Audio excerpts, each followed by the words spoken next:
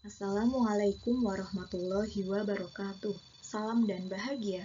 Let me introduce myself. My name is Arini Nurhidayati. I'm from Sarjana Wiyata Tamasiswa University and will present the results of class action research entitled Improvement of Social Skill Learning Outcome Through Problem-Based Learning Model, Class 4A, SD Negeri Rejowinangun 1.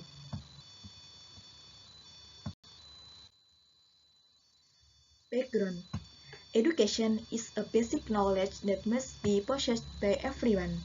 The basic education received by a child is the informal education received from the parents at home. Parents provide education for children from a young age. The education provided before entering school age is character education and the introduction of values about daily habits in the importance of this education as a guideline for children to be able to live in the community. Education is one of the important means to be able to improve the quality of human research so that I can support the sustainability and progress of a country. The learning motivation of students in participating in learning is certainly different, as well as learning outcomes obtained. The learning outcomes obtained by students will be good if the teacher can provide a fun and interesting learning process for students so that students tend to pay attention and accept the material delivered by the teacher easily. The existence of this problem gave rise to the idea of using the right learning model. The right learning model to use is problem-based learning, where the PBL learning model is a problem learning model. Students will be given a problem and asked to identify and find alternatives to the problem.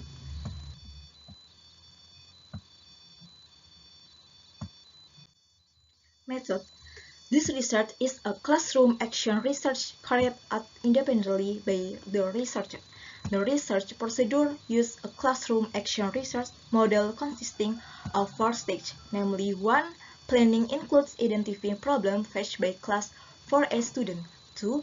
The implementation of action includes determining basic competencies and goals to be achieved in the learning process after implementing PBL. 3. Observation includes making observation in the implementation of learning which aim to assess learning motivation and how activities and the activeness of students in learning. 4.